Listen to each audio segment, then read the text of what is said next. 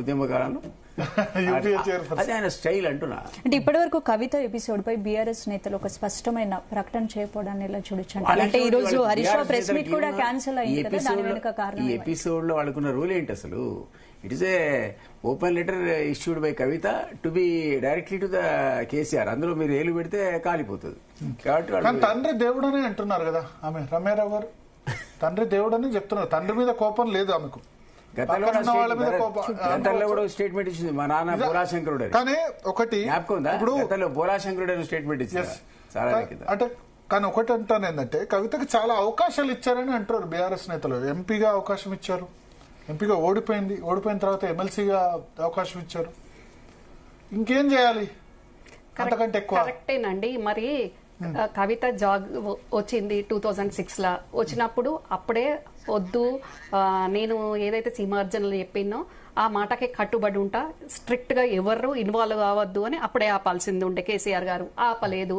ఈమె జాగృతి అని స్టార్ట్ చేసింది, జాగృతి రన్ చేస్తుంది. జాగృతి నడపడం కూడా అక్కడ కొందరికి ఇష్టం లేకుండే, అయినా కవిత మొండిగా వినకుండా జాగృతి ఎస్టాబ్లిష్ చేసుకుంది. ఇప్పుడు అంకుల్ చెప్పినట్టు అది నడిచిన తర్వాత తన టికెట్ అడిగినప్పుడు అంకుల్ చెప్పినట్టు 2009లో అన్నకే ఓని అనుకుంది. 14లో అడిగి తీసుకుంది. ఆ 14లో కూడా వద్దు అని వ్యతిరేకించిన వాళ్ళు ఉన్నా కానీ మొండిపట్టు బట్టి తీసుకుంది. అప్పుడున్న వేవ్లో ఫస్ట్ టైం గెలిచింది. మరి అట్లా అంటే ఇప్పుడు అంతో ఇంతో బీఆర్ఎస్ కు హెల్ప్ చేసినట్టే కవిత, అంతే కదా అంకుల్? జాగృతి ద్వారా జాగృతి తనది కాబట్టి, తన సంస్థ కాబట్టి ఎట్లా నడుపుకున్నా గానీ అసోసియేట్ టు టీఆర్ఎస్. అప్పుడు మరి నేను ఇన్ని చేస్తే నాకు ఇంపార్టెన్స్ ఇవ్వక నన్ను ఎక్కడనో పెట్టేస్తున్నారు, నాకు మా నాన్నతోటి మాట్లాడుకోనియరు, పార్టీలో ప్రియారిటీ దిక్కు లేదు. మరి వీడు సంతోష్ గాడు ఏంది, వీడెవడు? అదే అన్న కేటీఆర్కి ఇస్తారు, బావ హరీష్కి ఇస్తారు.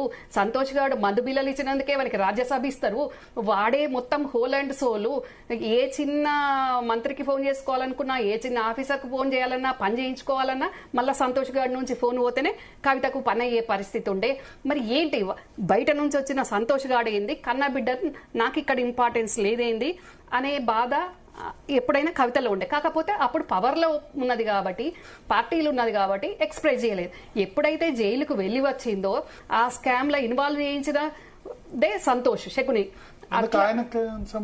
అవునండి, ఆయనే చేయించాడు. తెలుసు, మాకు తెలుసు కదండి, కుటుంబ సభ్యులుగా సంతోష ఇన్వాల్వ్ చేయించాడు. ఈ జైలుకు ఒక కవితను ఒక ఎట్లా అంటే హిప్నటైజ్ చేసినట్టు ట్రాన్స్ జాతీయ పార్టీలో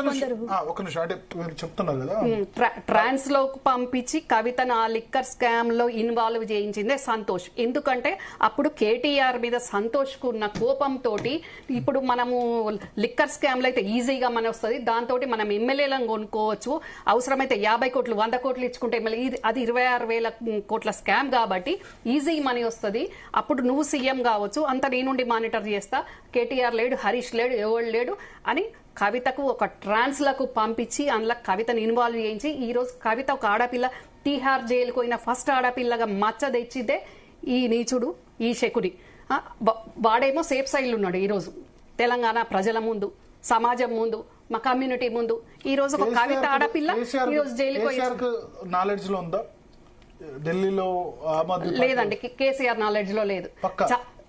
చాలా విషయాలు, మెజారిటీ విషయాలు, ఇప్పుడు దిలీప్ అంకుల్ ఇక్కడ ఉన్నారు నేను చెప్పడం కాదు, మెజారిటీ విషయాలు ఆయనకు తెలియదు. చాలా విషయాలు ఆయనకు తెలియదు. చెప్పినా కూడా దాన్ని వేరే రకంగా చేసి చెప్తారు, అంత ఫ్యాబ్రికేట్ చేసి ఆయనకు చెప్తారు. అది జరుగుతుంది అక్కడ. Okay okay. బట్ ఇప్పుడు మరి ఆయన తిడుతున్నారు కదా మీరు అన్నదాని ప్రకారం, సంతోష్ వల్ల లిక్కర్ స్కామ్ లో ఇరికిందని మీరు ఆరోపణ చేస్తున్నారు కదా. అవును, ఎగ్జాక్ట్లీ. చుట్టుపక్కల ఉన్న వాళ్ళు దయ్యాలని ఇప్పుడు కవిత ఎందుకు తిడుతుంది? అట్లా అయితే మరి వాడి వల్ల జైలుకి వెళ్ళింది కదా అండి, వాడి వల్ల జైలుకి అయింది. హరీష్ మీద కోపం ఉంది కవితకు, కేటీఆర్ మీద కోపం ఉంది, వాళ్ళు దయ్యాలు అని చెప్తుంది కదా. పేరు ఒక్కడైతే పేరు చెప్పేది కావచ్చు, ముగ్గురు అట్లానే అనిపించిందేమో, అందుకే దయ్యాలు అని చెప్తుంది. కోపం ఉండాలి, కేటీఆర్ మీద ఎందుకు కోపం ఉంది? డెఫినెట్ గా నాకు ఎమ్మెల్సీ ఓడిపోయినాక ఎమ్మెల్సీ కూడా అది అతి కష్టంగా, ఆల్రెడీ నేను అమెరికాలో ఒకసారి యాక్సిడెంట్ చేసుకున్నా, మళ్ళా కూడా చేసుకుంటా అని చెప్పి నా పిల్లలు ఇద్దరిని ఇంకా మీరే చూసుకోవాలి, నేను యాక్సిడెంట్ చేసుకొని చచ్చిపోతా అని అంటే తప్పనిసరి పరిస్థితిలో ఆ ఎమ్మెల్సీ ఇచ్చింది. మంత్రి కావాలన్నది, మంత్రి కాలేదు. మరి నేనేమో జాగృతని పెట్టుకొని మీకు అసోసియేట్ అయ్యి పనిచేసి చేస్తే మీరేమో డైరెక్ట్ టికెట్లు తీసుకొని ఎమ్మెల్యేలు మంత్రులు అన్ని మీరే అనుభవిస్తుంటారు, అంతా మీరే నడుపుతుంటారు. వాడు సంతోష్ గాడు మొత్తం కేసీఆర్ తోటి నేను నీడన్ అన్నట్టు వాడుంటాడు. మీరేమో మంచిగా గవర్నమెంట్ లో ఉన్నారు, నేనేమో ఓడిపోయి నేను ఈ రకంగా ఉండాలనా అనే కోపం బాధ కవితకు ఉండేది. అందుకోసం ఇప్పుడు జరుగుతున్న